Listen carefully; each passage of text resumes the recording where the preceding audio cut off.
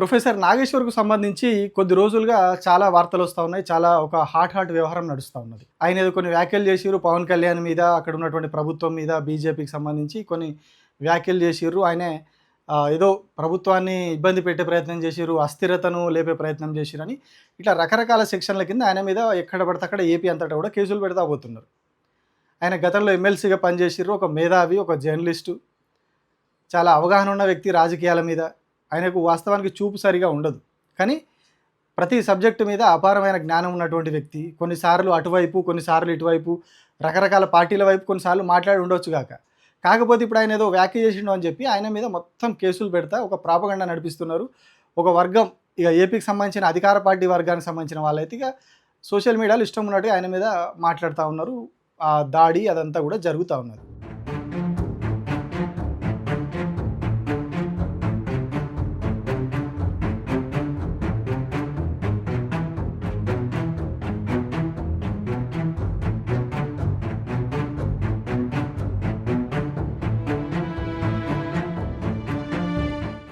So ప్రతి ఒక్కరు కూడా దీని మీద రెస్పాండ్ అవుతా ఉన్నారు. ఆ కేసులు కరెక్ట్ కాదు, విత్‌డ్రా చేసుకోవాలని చెప్పి ఇటు తెలంగాణకు సంబంధించిన రాజకీయ పార్టీలు కావచ్చు, జాతీయ స్థాయిలో జర్నలిస్టులు కావచ్చు, జాతీయ స్థాయిలో ప్రతిపక్ష పార్టీల వాళ్ళు కావచ్చు, ఇట్లా ప్రతి ఒక్కరు కూడా దాన్ని డిమాండ్ చేస్తూ ఉన్నారు. తెలంగాణలో కూడా చాలామంది మాట్లాడారు దాని మీద. హరీష్ రావు కావచ్చు, కేటీఆర్ కావచ్చు, చాలామంది రాజకీయ నాయకులు ఇట్లా అందరూ కూడా మాట్లాడుతూ ఉన్నారు. అసలు ఆయన మీద కేసులు ఎత్తేయాలి, ఇట్లా కేసులు పెట్టడం కరెక్ట్ కాదు, ఇది ఫ్రీడమ్ ఆఫ్ స్పీచ్కి విరుద్ధము, మీరు పెట్టిన సెక్షన్లు కూడా తప్పుడు సెక్షన్లు అవన్నీ చెప్పి అటు జాతీయ మీడియా ఏకి పారేస్తున్నది. ఎక్సెప్ట్ గోడి మీడియా, మిగతా ఏదైతే మీడియా ఉందో వాళ్ళంతా కూడా ఆడుకుంటా ఉన్నారు. ఎన్డీఏ ప్రభుత్వాన్ని, ఏపీలో ఉన్న ఎన్డీఏ ప్రభుత్వం మీద విమర్శలు చేస్తున్నారు. ఇది కరెక్ట్ కాదు అని చెప్పి.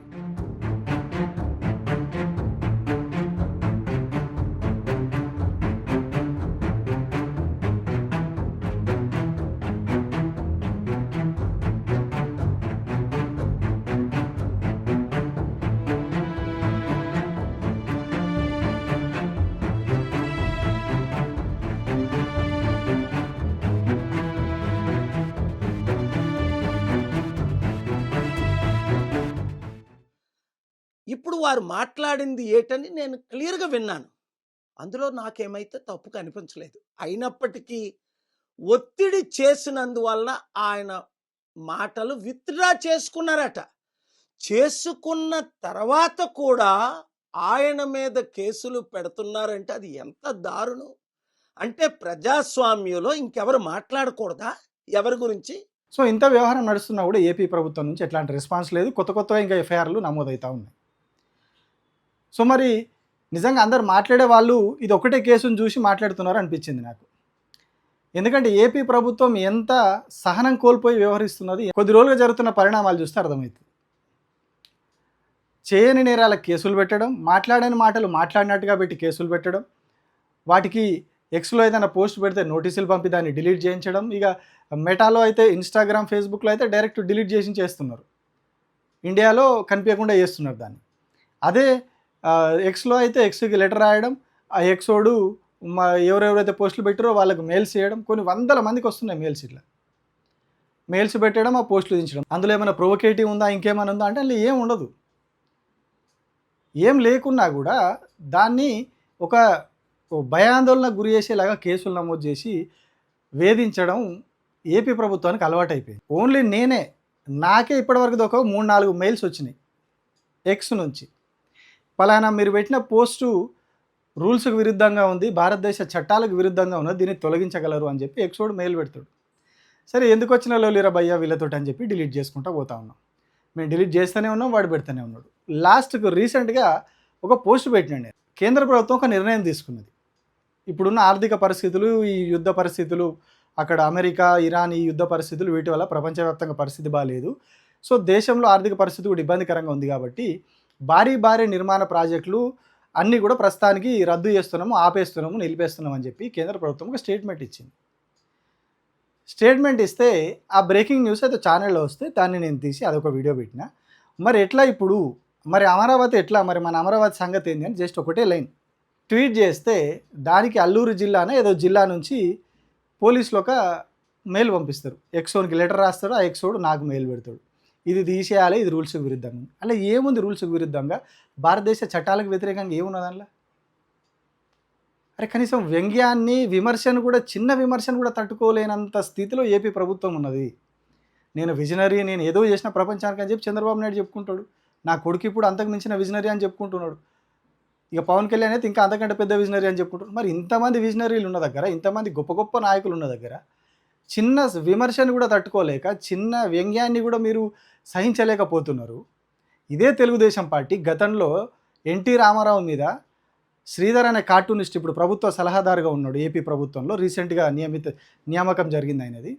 ఇదే శ్రీధర్ తోటి అదే రామోజీరావుకు సంబంధించిన ఈనాడు పేపర్లో ఎంత దరిద్రమైన దారుణమైన కార్టూన్లు వేయించారు. ఎన్టీ రామారావు మొత్తం బట్టలు ఇప్పేసి ఉన్నట్టు, మొత్తమైన రివర్స్లో బట్టలు వేసుకుంటున్నట్టు, ఇక రకరకాలు ఎంత ఎంత దిగజారాలను అంతకు మించి దిగజారి కార్టూన్లు వేయించారు ఆయన మీద.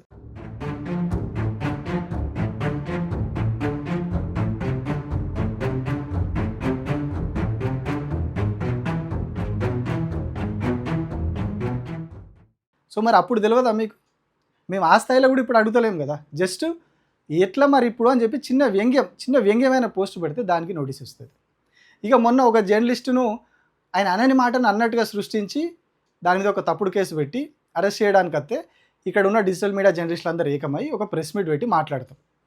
అందరు ఇక్కడ ఉన్న డిజిటల్ మీడియా జర్నలిస్టులు అందరూ మాట్లాడతారు. అసలు ఏంది ఇక్కడ వచ్చి మీ పెత్తనం ఏంది, మా రాష్ట్రంలోకి వచ్చి కూడా మీ ఇదేంది, ఎట్లాంటి పోలీసుల పర్మిషన్, ఇక్కడ పోలీసులకు సమాచారం ఇవ్వకుండా వచ్చి ఇక్కడ ఉన్నటువంటి ఒక వ్యక్తిని మీరు ఎట్లా చేస్తారు, ఇది కరెక్ట్ కాదు. ఇక్కడ ఉన్నటువంటి మీడియా స్వేచ్ఛని మీరు హరించడానికి మీరెవరు, ఇక్కడ వచ్చి అసలు మీకు రాష్ట్రంతో సంబంధం లేదు, మీరు వచ్చి ఇక్కడ ఉండుడేంది, మీ కథ ఏందని చెప్పి మా మీడియా, అందులో కూడా మళ్ళీ మా మీడియా మీద మీ సపరేషన్ ఏంది అని చెప్పి ఆ రోజు మాట్లాడితే ఆ వీడియోలన్నీ కూడా మొత్తం రిమూవ్ చేస్తారు. ఇన్స్టాగ్రామ్లో, ఫేస్బుక్లో డిలీట్ చేస్తారు. ఎక్స్లోనేమో మళ్ళీ సేమ్ మెయిల్స్ వస్తాయి. నాకే ఒక 5-6 మెయిల్స్ వచ్చినాయి మళ్ళీ అందులో కూడా. ఇట్లా నాకు ఒక్కరికే వచ్చిన ఎంక్వైరీస్, నాకు ఒక్కరికే కాదు, ఎవరెవరైతే కంటెంట్ పోస్ట్ చేసారో డిజిటల్ మీడియాలో ఉన్న వాళ్ళందరికీ కూడా మెయిల్స్ వచ్చినాయి. ఆ కంటెంట్ అంతా తీసేయించే కార్యక్రమం చేశారు. చిన్న వ్యంగ్యాన్ని కూడా తట్టుకుంటలేరు వాళ్ళు. చిన్న వ్యంగ్యాన్ని ఆనాడు రామోజీరావుతో కలిసి ఇదే చంద్రబాబు నాయుడు గారు వాళ్ళ సొంత మామ ఎన్టీ రామారావు మీద దారుణమైన కార్టూన్లు వేసారు. మీరు గూగుల్లో కొడితే శ్రీధర్ ఓల్డ్ కార్టూన్స్ అనో ఎన్టీ రామారావు ఓల్డ్ కార్టూన్స్ అనో కొడితే మీకు గూగుల్లో వస్తాయి. అదేదో నేను చేస్తున్న ఆరోపణ కాదు. ఆనాడు అంత దరిద్రం చేసిన వాళ్ళు ఈరోజు చిన్న విమర్శకు, సద్విమర్శకు కూడా తట్టుకుంటలేరు. ప్రొఫెసర్ నాగేశ్వర్ ఆయన తెలిసిన సమాచారం ఏదో, ఆయనకున్న సోర్స్ తోటి సీనియర్ కాబట్టి, రాజకీయంగా పలుకుబడి ఉన్నది కాబట్టి ఆయన ఏదో ఒక మాట చెప్పిండు. చెప్పితే దాన్ని పట్టుకొని మొత్తం కేసులు నమోదు చేసుకుంటూ పోతా ఉన్నారు. అంటే ఎంత ఇంటాలరెంట్గా ఉన్నది, ఎంత ఇంటాలరెన్సీని వీళ్ళు అది చేస్తూ ఉన్నారు అనేది ఇక్కడ మనం అర్థం చేసుకోవాలి. తెలుగుదేశం పార్టీ, బీజేపీ, జనసేన కలిసి ఉన్నటువంటి ఏపీ ప్రభుత్వము ఎట్లా వ్యవహరిస్తున్నది, ఫ్రీడమ్ ఆఫ్ స్పీచ్ని ఎట్లా తొక్కేస్తూ ఉన్నది అనేది చెప్పడానికి నేను మీకు ఇవి చెప్పిన. ఏదో నా మీద ఏదో అయింది, నా మీద ట్వీట్లు తీసేస్తూ ఉన్నారు, నాకేమైందని చెప్పే ఉద్దేశం కాదు నాది. ఇగో ఇంత ఇంటాలరెంట్గా ఉంది. నేను ఒక చిన్న జర్నలిస్ట్ని, నాదెంత 25,000 సబ్స్క్రైబర్స్ ఉన్న ఒక చిన్న ఛానల్ నాది, ఒక చిన్న జర్నలిస్ట్ని నేను తెలంగాణలో. నా ట్విట్టర్ హ్యాండిల్ మీద వాళ్ళు కంప్లీట్గా నిఘా పెట్టిర్రు. ఎందుకు చెప్తున్నా ఈ మాట అంటే, నేను ఏదో ఒక పోస్ట్ పెడితే దానికి Kadapa police official handle, blue tick ఉన్నటువంటి కడప పోలీస్ అఫీషియల్ హ్యాండిల్ నుంచి లైక్ పడుతుంది. అంటే వాళ్ళు కావాలనుకుంటే లైక్ కాదు నాకు తెలిసి, ఏదో వాళ్ళు చూసే క్రమంలో లైక్ పడ్డట్టు ఉంది దానికి. అట్లా అది అయిన కొద్ది రోజులకే 2-3 మెయిల్స్ వచ్చినాయి నాకు, ఈ కంటెంట్ తీసేయాలి మీరు అని చెప్పి. నేను ఏపీకి సంబంధించి పెట్టిన పోస్ట్కే నాకు ఆ లైక్ పడ్డది, కడప పోలీస్ నుంచి లైక్ పడ్డది. అంటే ఇట్లా తెలంగాణకు సంబంధించిన డిజిటల్ మీడియా హ్యాండిల్స్ అన్నిటి మీద నిఘా పెట్టి, తెలంగాణలో ఎట్లుందంటే పరిస్థితి, ఇక ఆంధ్రాలో ఎట్లున్నదని అర్థం చేసుకోవాలి మనం. వాళ్ళకి ఏం సంబంధం లేని తెలంగాణ జర్నలిస్టుల మీదనే ఈ స్థాయిలో నిఘా పెట్టి అది చేస్తున్నారు. ఇక్కడ ఉన్నటువంటి ఆంధ్ర జర్నలిస్టులు తెలంగాణ మీద, తెలంగాణ రాజకీయాల మీద, తెలంగాణ నాయకుల మీద కుక్కలాగా మొత్తుకుంటారు. నేను ఏం సిగ్గుపడట్లేదు కుక్కల్లాగా అని వాడడానికి, వాళ్ళు అట్లే మొత్తుకుంటారు కాబట్టి ఆ పదం వాడుతుంది. సో వాళ్ళని ఇక్కడ ఉన్న ప్రభుత్వం ఏమన్నది, గతంలో ఉన్న ప్రభుత్వం ఏమన్నది, ఇప్పుడు కూడా ఏమన్నది ప్రభుత్వం. కానీ మేము జస్ట్ ఒక చిన్న సటైర్ వేస్తే, మా తెలంగాణకు వచ్చి మీ పెత్తనం ఏందని మేము క్వశ్చన్ చేస్తే, ఇగో ఈ స్థాయిలో నిఘా పెట్టి ఈ స్థాయిలో ఇబ్బంది పెడతా ఉన్నారు. చిన్న వ్యక్తులు, నాకంటే ఇంకా చిన్న ఛానల్ నడిపేవాళ్ళు, వీళ్ళ మీదనే ఇంత నిఘా పెట్టిరు. వీళ్ళంటే ఒక ప్రొఫెసర్ నాగేశ్వరరావు లాంటి పెద్ద వ్యక్తి, ఒక సీనియర్ జర్నలిస్టు, గతంలో ఎమ్మెల్సీ, దేశమంతా పరిచయం ఉన్నటువంటి జర్నలిస్టు, అట్లాంటి వ్యక్తి ఒక మాట అంటే పాపం వాళ్ళకి ఎంత రగిలిపోయి ఉండాలి, వాళ్ళు ఎంత అదైపోయి ఉండాలి. సో నాకు అనిపించింది వాళ్ళ కేసులు పెట్టేవాళ్ళు పెద్ద ఆశ్చర్యపోయిన అవసరం లేదనిపించింది నాకు. చిన్న వాళ్ళని మమ్మల్నే వదులుతలేరు వాళ్ళు. మా ట్విట్టర్ హ్యాండిల్, మా ఇన్స్టాగ్రామ్లు, మా ఫేస్బుక్ల మీదనే పడుతురు, పోస్టులన్నీ లేపేస్తున్నారు, మాకు ట్విట్టర్ నుంచి మెయిల్స్ మీద మెయిల్స్ పెట్టిస్తున్నారు. మరి అంత పెద్ద వ్యక్తి, ఆయనకు యూట్యూబ్ ఛానల్ ఉంది, లక్షల మంది ఫాలోవర్సు, ఆయన మాట్లాడితే లక్షల మందికి చేరిపోతుంది. అట్లాంటి వ్యక్తి మీద ఊకుంటారా? అస్సలే ఊకోరు. వాళ్ళకి సహనం నశించింది, సహనం లేదు. భయపడిపోతున్నారు. అయ్యో, ఎవరు ఎక్కడ విమర్శిస్తే మాకు ఎక్కడ బండారం బయటపడుతుందో, ఏమవుతుందో, మా బతుకులు ఆగమవుతాయో, మా కుప్పగూలిపోతుందో మా సర్కార్ అని భయపడుతున్నట్టుగా క్లియర్గా కనిపిస్తున్నది. అందుకే ఇట్లా వాళ్ళు వారాంతం వచ్చిందంటే, ఫ్రైడే వచ్చిందంటే అచ్చిపు ఉండేది ఇక్కడనే, ఇదే జూబ్లీస్ బంజారాహిల్స్లోనే ఉంటారు ముగ్గురు, ఉప ముఖ్యమంత్రి, కొడుకు మంత్రి, తండ్రి ముఖ్యమంత్రి, అందరు ఈయనే ఉంటారు. కానీ ఇక్కడ జర్నలిస్టులు వాళ్ళ గురించి మాట్లాడుతుంట, మాట్లాడితే వచ్చి కేసులు పెడతారట, పోస్టులు డిలీట్ చేస్తారట.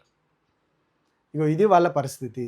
కాబట్టి ప్రొఫెసర్ నాగేశ్వరరావు మీద పెట్టినటువంటి కేసు విషయంలో పెద్దగా ఆశ్చర్యపోని అవసరం లేదు మనం. ఎందుకంటే అది నడుస్తుంది. ఇంకా కూడా కేసులు కావచ్చు, దాని మీద ఎఫ్ఐఆర్లు కావచ్చు. వీళ్ళు ఇంతమంది అడుగుతున్నా, ఇంతమంది డిమాండ్ చేస్తున్నా వాళ్ళ కేసులు తీసేసినట్టుగా ఇప్పటివరకు అయితే కనబడలేదు. ఇక మీదట కూడా తీసేస్తారని అనుకోవట్లేదు. ఎందుకంటే చూస్తున్నాం కదా, వాళ్ళ అధికారంలోకి వచ్చినప్పటి నుంచి ఏ స్థాయిలో సోషల్ మీడియా మీద పడి ఏడుస్తున్నారో చూస్తున్నాం. ఏపీలో అసలు ఈ మాత్రం కూడా వాక్ స్వాతంత్రం లేదు అనేది అర్థమైంది. సో ఏపీలో తొక్కేసిర్రు. ఇప్పుడు వచ్చి తెలంగాణలో ఆంధ్ర గురించి మాట్లాడినా, ఇక్కడ ఉన్నటువంటి సీనియర్ జర్నలిస్టులు, విశ్లేషకులు ఎవరైనా ఆంధ్ర రాజకీయాల గురించి మాట్లాడినా కూడా వాళ్ళ మీద కూడా కేసులు పెట్టి బెదిరిస్తారు. సో ఇంత దౌర్భాగ్యమైన, దుర్భరమైన పరిస్థితిలో ఏపీ గవర్నమెంట్ ఉన్నది. ఇక వీళ్ళు విజనరీలు, మేము హైటెక్ సిటీలు కట్టినాం, మేము హైదరాబాద్ నగరాలు కట్టినాం, కూలీ కుతుబ్ షా గంగల వేండు, ఈయన వచ్చి హైదరాబాద్ సిటీ కట్టిండు. ఇక ఇట్లాంటి ముచ్చట్లు చెప్తారు వీళ్ళు, మనం నమ్మాలి. ఒక్క పోస్టుకి, ఒక సటైర్కి కూడా తట్టుకోలేనోడు ఏదేదో గొప్పలు చెప్పుకుంటారు. ఇది ఏపీ ప్రభుత్వం పరిస్థితి. Thank you.